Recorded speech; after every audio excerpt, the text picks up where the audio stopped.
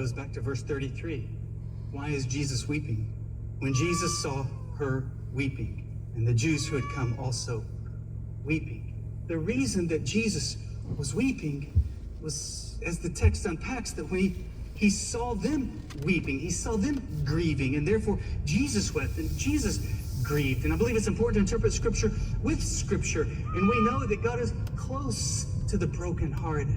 We read in the book of Psalms that God counts our tears, he collects them, and he puts them in a bottle. Another translation says that all of my tears are recorded in your book. I would be okay with men. Everybody knows it. Everybody knows it's unfair. Of course. Everybody knows it's unfair. Mm-hmm. And by the way, I think the next thing they're going to do and crack down on this is these men who say they're women so they can go to the women's prisons. Yes. That's coming next. Because I was reading yesterday about that's a trend going on. Mm-hmm. Where, and who wouldn't want to do that? I'm a dude. Do I want to go with the brutes over here and where I'm going to have to, hang out with these guys, gangs and everything, or do I want to go with the ladies? I know, Seriously, I want to go with the ladies and sleep with the ladies in the ladies area. And all I got to do, what I got to do, just say you're a woman today before the judge. I mean, that's insanity, and we all know it. But that's going to happen next, I think, is that kind of craziness is going to quit. He had a big, the president had a big ceremony at the White House yesterday. He did. It was a great ceremony, yeah. And he was surrounded by women in women's sports. But also, I want you to hear from former college volleyball player Macy Petty, who did an interview with us yesterday. And she talks about what it was like to be there yesterday, to have the President of the United States get behind women in women's sports. Cut number 12. The day was absolutely surreal. I was standing up on stage behind President Trump, and I saw him approaching the stage. Honestly, I got a little teary-eyed because of the magnitude of the moment. It was about 4 years ago to the day that I testified on this issue for the first time for my freshman dorm room, and everyone was telling me that this wasn't a real issue and that I was just making it up. But here I am 4 years later at the White House, and this is an issue that President Trump largely won on, and he's signing an executive order putting those same protections into law. It was such a beautiful day. We were able to truly celebrate alongside the president and several other female athletes who have similar experiences of being discriminated against by allowing a male athlete to steal roster spots and scholarships. I think the issue is one of the things that got Trump reelected, honestly. The insanity of allowing men to compete in women's sports. And I think that resonated across ideological lines. I think there were probably Democrat women who voted for Trump because of this issue. I mean, just stop and think about it. And we had the example, where was it, the boxing match there in the last year or so, where you had this guy beating up on this woman. Yeah. And she stopped the fight. Yeah, that was in the Olympics. It was in the Olympics. In the Olympics. The insanity of it. Yeah, but that's all. This is all. It's one of the issues that cost the Democrats the presidential election, among other things, was this issue. And even a lot of Democrats, they know this is fundamentally unfair and it's insane, and they can't defend it, so they're losing on this issue. But good for President Trump for signing this executive order yesterday. What happened there with Biden and Harris is they started trying to impose this transgendered agenda on kids across the country, and they were using federal dollars to do it. They were saying, this is why it's funny to me to hear from Democrats and the left saying Trump shouldn't be allowed to let Elon Musk, point out these wasteful spending agencies, is that, guess what? That's precisely what the Democrats did when Biden was in. They took federal dollars that was intended under Title IX Health and Human Services Department to be distributed to the states, as it is annually. Well, Biden said, I'm going to put a condition on this. The federal dollars that you're supposed to get states, you're only going to get the money is if you allow boys to play girls' sports and go in girls' changing rooms. And if somebody wants to call themselves a trans, you need to cater to them. And a lot of the states, I remember Governor Ron DeSantis in Florida said, we will not comply. Florida will not comply to this coercing. And other states did as well. That's what was happening. They were, Biden and Harris and the Democrats were trying to jam this down America's throat. And that's one of the reasons they lost the election was people said, no, it's boys play girls sports. No, we don't agree with that, and we're not going to accept that. Another thing I saw yesterday, Ray, was that there's been a lawsuit filed now. I can't remember who did it exactly, but trying to reverse the records that were broken by the male swimmer. Remember the male? Yeah. The records that have been broken by males in other sports too, I think, in the last 2 or 3 years. Good.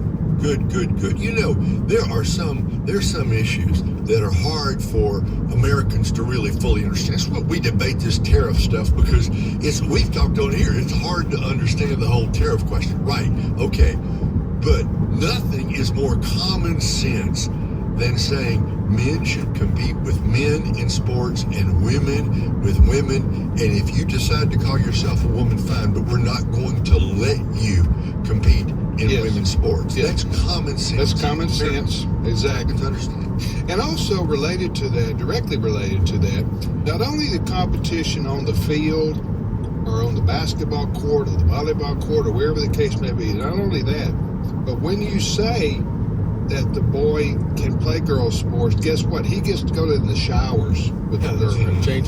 Changing rooms and showers. And if the girls were being told by Biden and company, you don't like it, tough luck. Just tough luck. You don't like having boys in your changing area. You just need to acknowledge and say that they're girls. Yeah. And even though Bottom line. even though they're not, we all know they're not.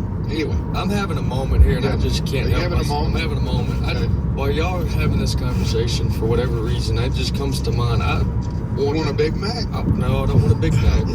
I want to know where the quote evangelicals for Harris or the Russell Moores and there's a handful of them. Where are they on these couple positions as it relates to? I understand they're not going to be 100% on with a lot of what Trump's doing, regardless. But on these biblical issues, this is the biblical. I understand you can make the case for even economics being biblical. I understand that. But I'm talking about these hard, very, very core issues of gender and sexuality and minors and transgenderism. The fact that Trump's making, and religious liberty. What I would like to know what's their reaction Who, the evangelicals for for Harris or I your think they disbanded. the disband. Yeah, Oh, they ran out of money. Their treasurer quit. And I know on a spectrum, you know, you've got a variation of these people, but people like Russell Moore, is he responding? I know Chris Woodward is listening. Why is he on that? Evangelicals for Harris, but Dr. Russell Moore? He is like-minded with evangelicals for Harris. Yeah, yes. So because he's like-minded, I would like to know that group and that company. Right. What's their reaction to more religious liberty and more? Because they've been opposed to Trump all along. They're probably going to tell you that they don't agree with him. They don't agree with that, but that we need to be kind to transgendered and not be mean to. So you think they would be in support of more religious liberty, like religious? They're probably going to say. They're probably going to say something like that's a boogeyman. That there isn't any threat against Christians in America, and So you don't think they would celebrate the fact that this grandmother is not going to prison? So you see the position. My point is they spent many years criticizing Trump, and then all of a sudden Trump's doing things in favor for Christianity. Yeah. And I would be wondering if they're going to give him any credit. That's the bottom line I'm getting I at. can tell you one thing for sure. I've read nothing Yep. from Russell Moore, David French, some of these others. David French is another one. Yeah. So my point is will they now give him some credit for helping the Christian community? That's my question. We'll have to wait and see. Are you going to hold your breath? No, not hold my breath. All right, let's take our break early. So Wesley doesn't have to hold his breath The whole time. during the break. That's my moment. I don't know. We humans are a prideful bunch. We don't want to admit we're wrong, but especially publicly. Yeah, it's true. But you don't have to admit you're wrong. You just recognize what he's done well for the Christian community. That would be admitting you're wrong. Okay. That's fair. If you're the quote Christian leaders who have been opposed to Trump. Trump all along. Yeah, I get it. Okay. All right, we'll take a short time out right here. Guess what, people? There's more winning to report. I just get teary-eyed. Every day is good news. It's good news after good news after good news. Now, the good news is in response to terrible things that have happened in our country, but President Trump, Vice President Vance, and their team, giving credit where credit's due, they are turning the ship of the USS America around. We'll be back momentarily.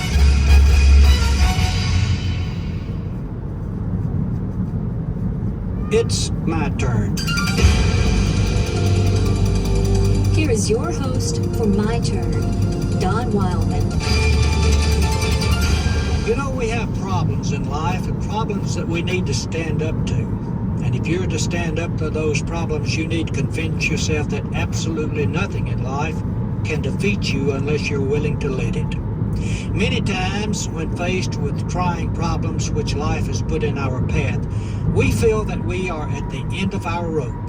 I've felt that way many times, and I know you have too. What should a person do when he gets to the end of his rope? Hang on. That's what the rope is there for. A wit has put into poetry the tale of two frogs that had gotten to the end of their rope. One hung on, the other didn't. Here's the story of their plight. Listen carefully. Two young frogs from inland bogs had spent the night in drinking. As morning broke and they awoke, while still their eyes were blinking, a farmer's pail came to the swale and caught them quick as winking.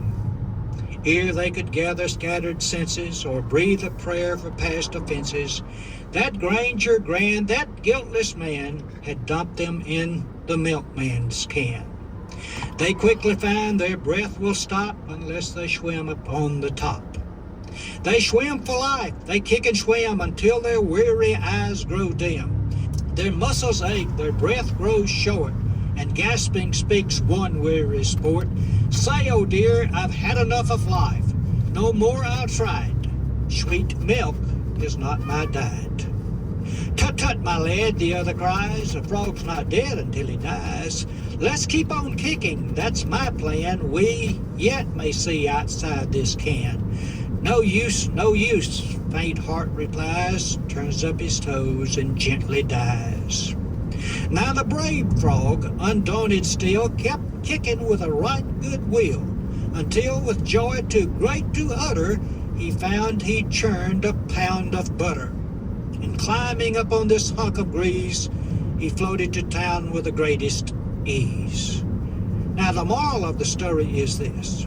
When in your Christian life you find you've grown weary of the toilsome grind, don't get discouraged and go down, but struggle on, no murmur utter. A few more kicks may bring the butter. If you refuse to be bigger than the problems which life sends your way, those problems will defeat you. But if you can grow bigger than your problems, you'll always have them on the run. If someone were to ask me what my Christian faith does for me, I should have to reply that it gives me the strength to stand up to life. I have the strength to face all conditions by the power that Christ gives me. That's what Paul said. That's a favorite verse of mine. Whatever else the Christian faith does, it gives a person power to stand up to life.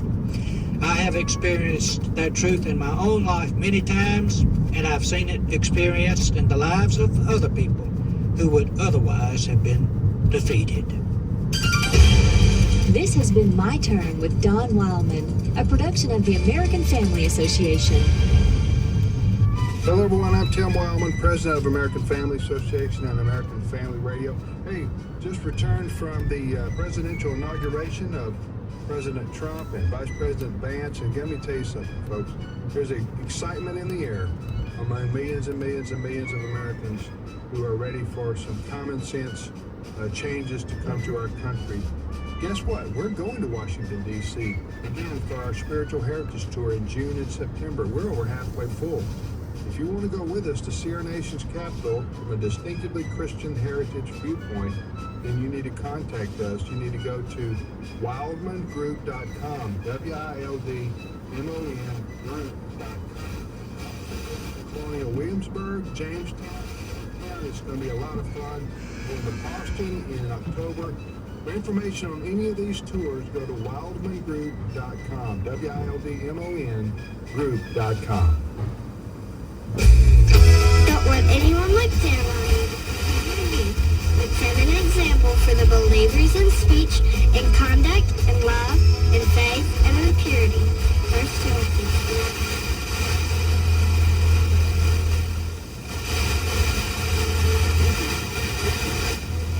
Comments at AFR.net. Past broadcasts of today's issues are available for listening and viewing in the archive at AFR.net. Now, back to more of today's issues.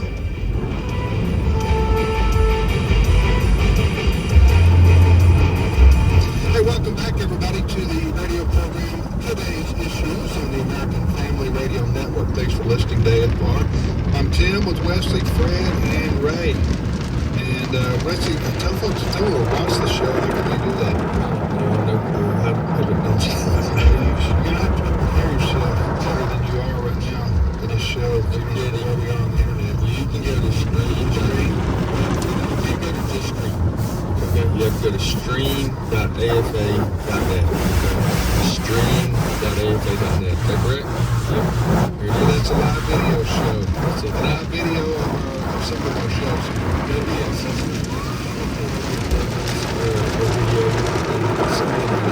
AFR.net is where I would recommend you going because We're on Facebook and YouTube, right? yes.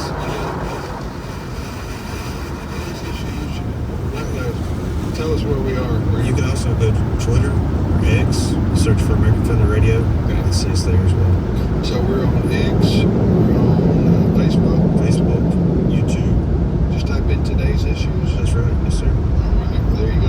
Hey, people, you want to join us via the, any of those websites, you can do that. Well, we mentioned earlier in the show about the President of the United States, Donald Trump, yesterday having a big to-do at the White House to celebrate his signing of an executive order which bans boys and men from playing in girls' sports in the schools in our country. And that's just one thing that the president has done in the last couple of weeks to advance common sense and protect children. And joining us to talk about it is Robert Gagnon. Robert is